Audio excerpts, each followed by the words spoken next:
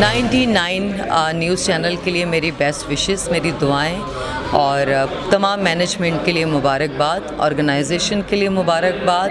और मैं सपोर्ट करती हूँ इस चैनल को और मैं ख्याल करती हूँ इस चैनल का। आप भी सपोर्ट करें और हमेशा खुश रहें और खुशियाँ बढ़ाएं। अच्छा, ये ताज साहब का जो नया ये न्यूज़ चैनल है, ये भी इनकी नई काविश है, आप इसके बारे में क्या कहेंगे उनसे? भाई मैं तो कहूँगा कि ये ताज जो है ना, ताज के शरीर अच्छा लगता है और ताज एक मेहनती इंसान है और मैं इनको काफ़ी अर्से से जानता हूँ। और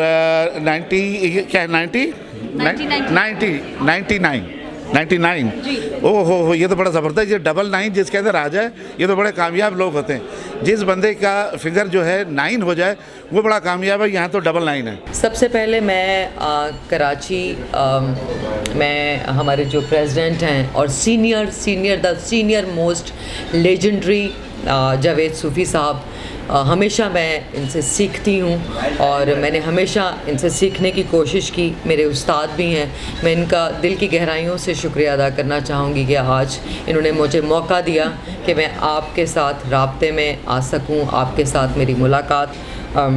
इन्होंने ये एक प्रोग्राम अरेंज किया, तो बहुत बहुत शुक्रिया सूफ़ी साहब आपका। वसीम हैदर साहब, आपका बहुत बहुत शुक्रिया कि आपने मेरी हेल्प की मेरी स्पीच लिखने में। और हमेशा आप मुझे उर्दू भी सिखाते रहते हैं, तो सीखने में कोई बुरी बात नहीं है, सीखना चाहिए। आपका बहुत शुक्रिया। रेहान यहाँ बैठे हुए हैं, बहुत सीनियर मोस्ट जर्नलिस्ट हैं और हमेशा मेरे साथ राब्ते में रहते हैं। आपका बहुत बहुत शुक्रिया। और हमारी बहुत सारी ख़वातीन सब राब्ते में रहते हैं और बहुत सारे सीनियर हमारे जो हैं सहाफ़ी इस वक्त उन्होंने हमें ज्वाइन किया है। आपका भी बहुत शुक्रिया कि आप यहाँ तशरीफ़ लाए, आपने अपने कीमती वक्त में से वक्त निकाला। मैं आज की इस मुलाकात का मकसद ये था कि मेरे हवाले से जो बातें मीडिया में गर्दिश कर रही हैं, मैं उन बातों की वजाहत के लिए आज मैं आपके सामने मौजूद हूँ। मीडिया इंडस्ट्री इस वक्त चैलेंजेस का और तकलीफ़ में हैं बहुत सारे लोग, और हम सब एक दूसरे के साथ हैं।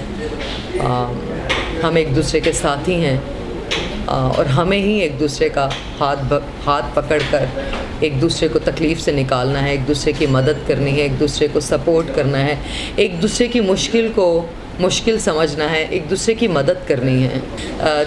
दुबई एम्बेसी में मैं पिछले दिनों दुबई गई अपनी प्रॉपर्टी के सिलसिले में।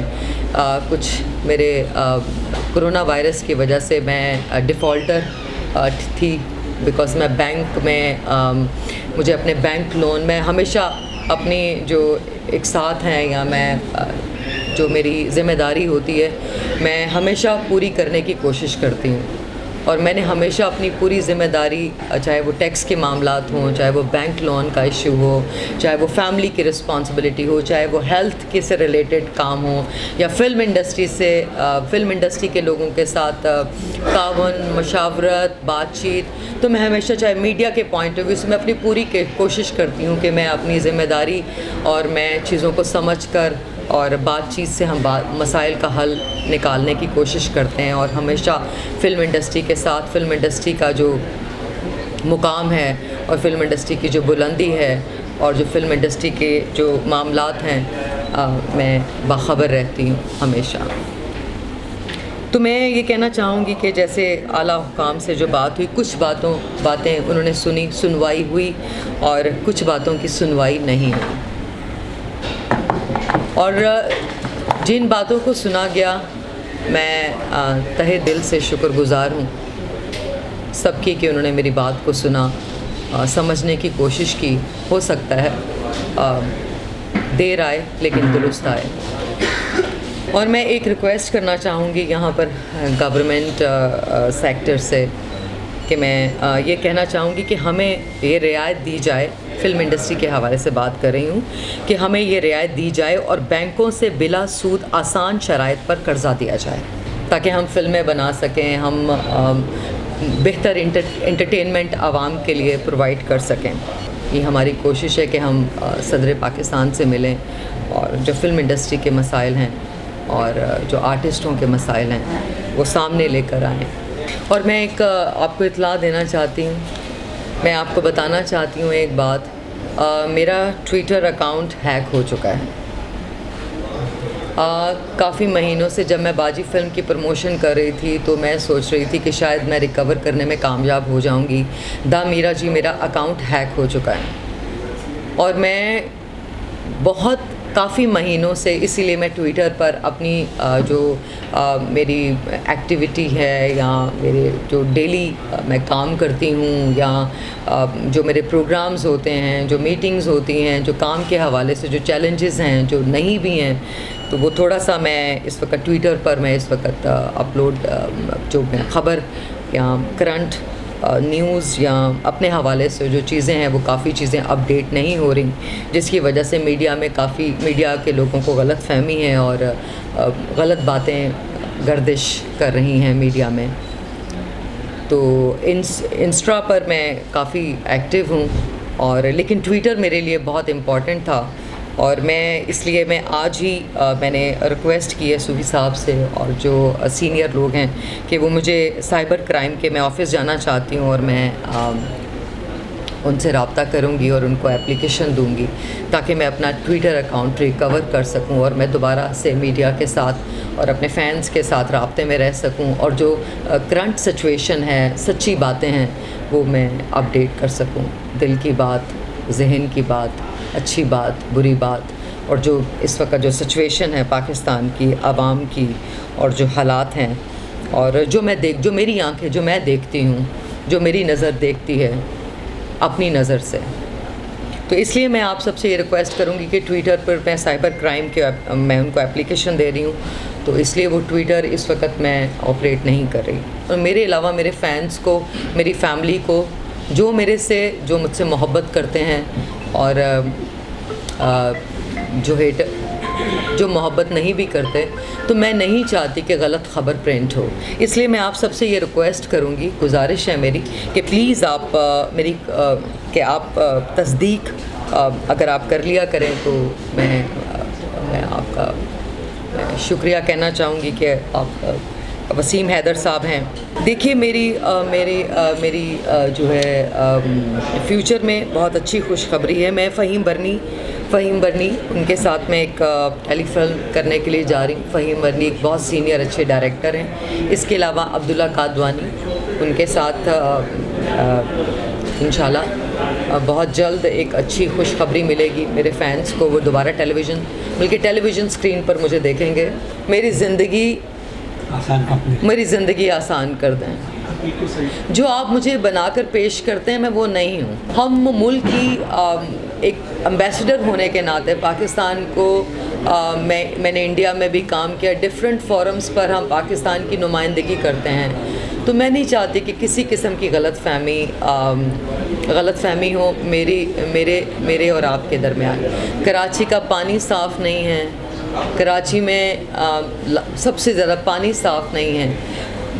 तो मुझे बेहद अफसोस है कि यहाँ के जो मामलात हैं उनको मॉनिटर किया जाए, उनको देखा जाए।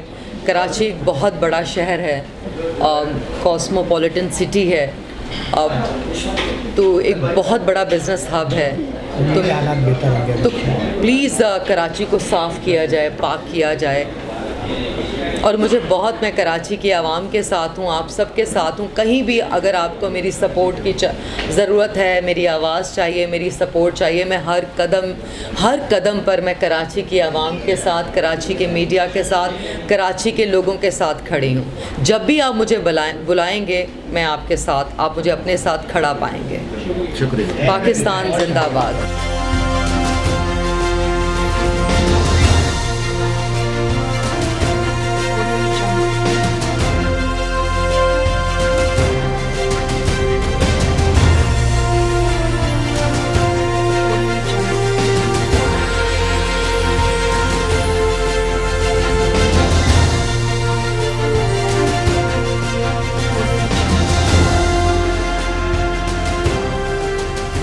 मेरे साथ हमारे मुल्क के एक बहुत मायानाज सिंगर मौजूद हैं। आइए इनसे बात करते हैं। अस्सलाम वालेकुम। वालेकुम अस्सलाम। कैसे हैं आप? अल्हम्दुलिल्लाह। आप कैसी हैं? ठीक है, अल्हम्दुलिल्लाह। अच्छा, आप ये बताएं कि आपको यहाँ के कैसा लग रहा है ये जो प्रेस कॉन्फ्रेंस हुई है बेसिकली, तो ये इसमें जो इश्यूज़ हुए हैं, जो बात हुई है, हाउ वाज दैट?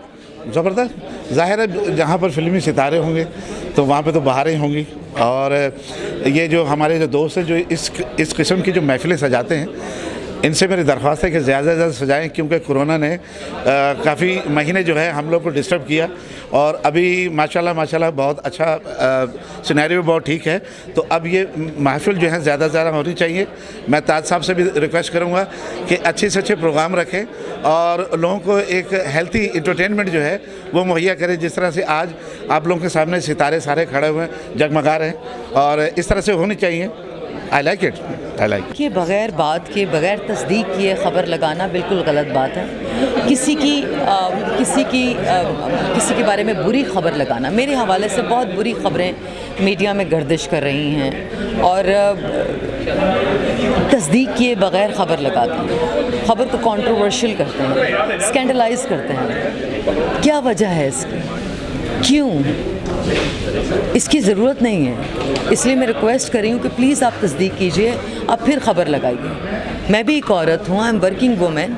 काम करने का ये मतलब तो नहीं कि आप मुझे हर वक्त मेरी कैरेक्टर की आप मुझ पर उंगली उठाएं और गलत बातें आप प्रिंट करें। इसका ये हरगिज़ मतलब नहीं है कि आप गलत बातें प्रिंट करें।